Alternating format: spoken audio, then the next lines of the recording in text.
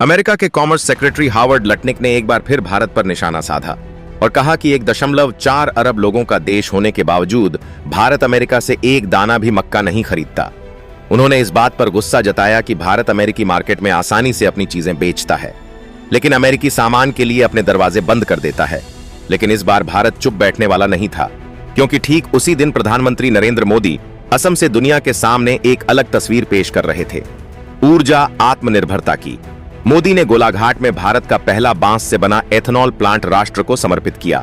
यह सिर्फ एक प्लांट नहीं, बल्कि यह संदेश था कि भारत अब अपनी ऊर्जा जरूरतों के लिए किसी और का मोहताज नहीं रहेगा। जिस समय अमेरिका अपने मक्का को बेचने के लिए भारत से गिड़गिड़ा रहा है, उस समय भारत बांस जैसी घरेलू संपदा से ईंधन बना रहा है।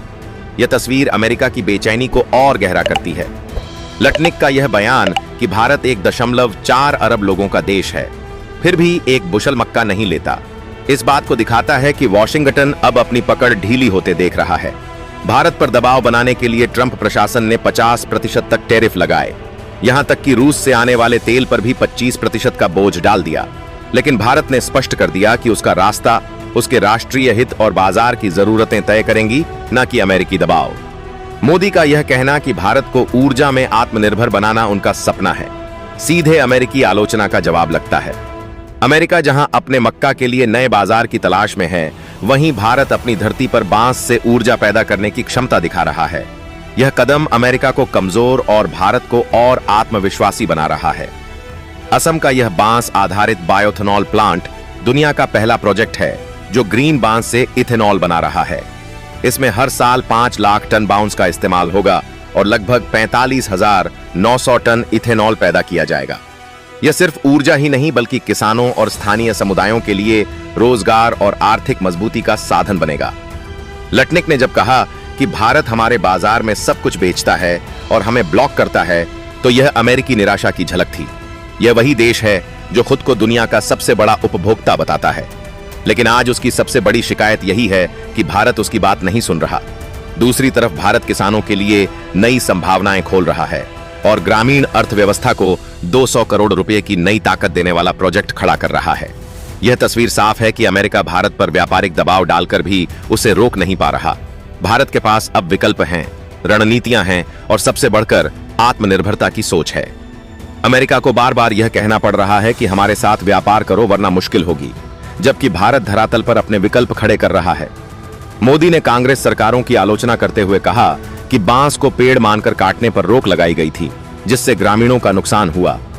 लेकिन अब उनकी सरकार ने यह प्रतिबंध हटाकर बांस को स्थानीय अर्थव्यवस्था का नया स्तंभ बना दिया है। अमेरिका का मक्का भारत के लिए अब अप्रासंगिक लग रहा है, क्योंकि भारत के पास बांस है जो देश को ऊर्जा और रोजगार दोनों देगा। लटनिक का बयान अमेरिका की हताशा को उजागर करता है। यह वही देश है जो दशकों तक दूसरों की नीतियों को अपनी शर्तों पर मोड़ता रहा, लेकिन अब भारत जैसे देश साफ कह रहे हैं कि उनकी नीतियां उनके राष्ट्रीय हित तय करेंगे। यही कारण है कि भारत ने अमेरिकी टैरिफ को अनफेयर और अनरीजनेबल कहकर खारिज कर दिया। असम का यह प्रोजेक्ट केवल ऊर्जा का सवाल नहीं है, बल्कि यह भारत के आत्मविश्वास का प्रतीक है। मोदी ने साफ कहा कि भारत दुनिया की सबसे तेजी से बढ़ती अर्थव्यवस्था है और उसकी ऊर्जा जरूरतें भी तेजी से बढ़ रही हैं। ऐसे में वह दूसरों की ओर देखने के बजाय अपनी धरती से समाधान खोजेगा। यह वही नीति है जो अमेरिका को सबसे ज्यादा चुभ रही है। अमेरिका की शिकायतें अब खोखली लगती हैं। उनका मक्का भारत के लिए मायने नहीं रखता, क्योंकि भारत अपनी जरूरतों का समाधान खुद कर रहा है। वॉशिंगटन का यह आरोप कि भारत सब कुछ बेचता है लेकिन कुछ खरीदता नहीं, अब हास्यास्पद लगता है, क्योंकि भारत अपनी घरेलू उत्पादन क्षमता बढ़ाकर खुद को मजबूत बना रहा है। असम का यह संयंत्र न सिर्फ ऊर्जा पैदा करेगा, बल्कि इथेनॉल, एसिटिक एसिड, फॉस्फोरल और फूड ग्रेड कार्बन डाइऑक्साइड जैसे उत्पाद भी तैयार करेगा। यह बहुआयामी उत्पादन भारत को नए औद्योगिक अवसर देगा। वहीं अमेरिकी मक्का की मांग और भी अप्रासंगिक हो जाएगी। लटनिक के आरोप और चेतावनी भारत की रणनीतिक चुप्पी से टकरा रहे हैं। भारत कोई भाषण नहीं दे रहा, बल्कि काम करके दिखा रहा है। जब अमेरिकी मंत्री कैमरों के सामने शिकायत करते हैं, उसी समय भारत जमीन पर दुनिया का पहला बांस आधारित बायोएथेनॉल प्लांट खड़ा कर देता है। यह दो देशों के रुख का फर्क साफ दिखाता है। भारत ने साफ कर दिया है कि रूस से तेल खरीदना उसका अधिकार है और यह उसके राष्ट्रीय हित में है। अमेरिका जितनी भी पाबंदियां लगा ले, भारत अपनी जरूरतों और अपने नागरिकों की प्राथमिकताओं के हिसाब से फैसले करेगा।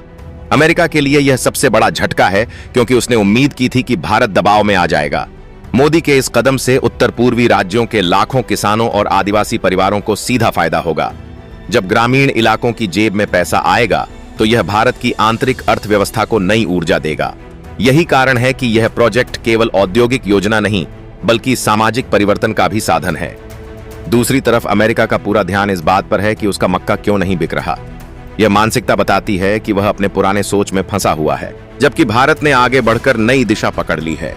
यही अंतर है उभरते भारत और कमजोर होते अमेरिकी दबाव में। भारत का यह कदम आने वाले वर्षों में ऊर्जा सुरक्षा की गारंटी बनेगा। जब भारत अपनी जरूरतों का हल खुद निकाल लेगा, तो अमेरिकी दबाव का असर और भी घटेगा। यही कारण है कि वॉशिंगटन आज बेचैन है और हर मंच से बयानबाजी कर रहा है। भारत अब न सिर्फ ऊर्जा में आत्मनिर्भरता की ओर बढ़ रहा है, बल्कि वैश्विक मंच पर यह संदेश भी दे रहा है कि विकास का रास्ता स्थानीय संसाधनों से निकाला जा सकता है।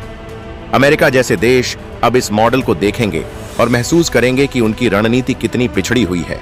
यह पूरी तस्वीर दिखाती है कि अमेरिका की चेतावनी अब भारत को डरा नहीं पा रही, उल्टे भारत के कदम उसे और भी असुरक्षित बना रहे हैं।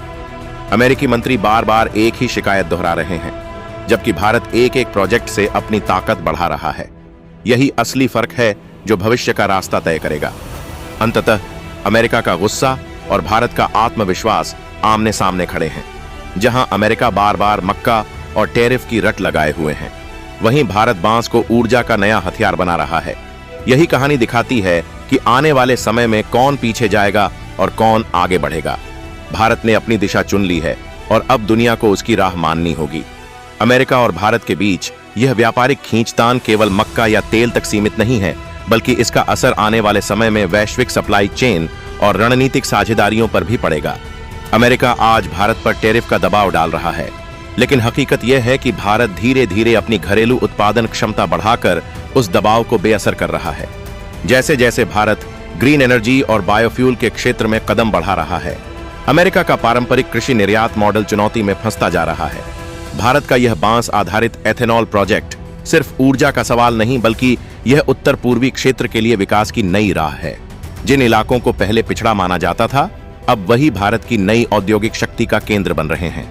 जब स्थानीय किसान अपने बांस को बेचकर सीधी आय हासिल करेंगे, तो यह ग्रामीण पलायन को रोकने और आर्थिक संतुलन बनाने में मदद करेगा। यह एक सामाजिक सुधार है जो अमेरिका की आलोचनाओं से कहीं ज्यादा महत्वपूर्ण है। अमेरिका की चिंता केवल व्यापार तक सीमित नहीं है। ट्रंप प्रशासन के लिए यह एक राजनीतिक मसला भी है, क्योंकि अमेरिकी किसान भारत जैसे बड़े बाजार में जगह नहीं बना पा रहे। चुनावी राजनीति में किसानों का दबाव अमेरिकी सरकार को भारत के खिलाफ आक्रामक रुख अपनाने पर मजबूर करता है। लेकिन भारत अब उस दौर से बाहर है जब केवल वॉशिंगटन की नाराजगी से उसकी नीतियां तय होती थीं। भारत के लिए यह बायोएथेनॉल प्रोजेक्ट एक नई कूटनीतिक ताकत भी बन सकता है।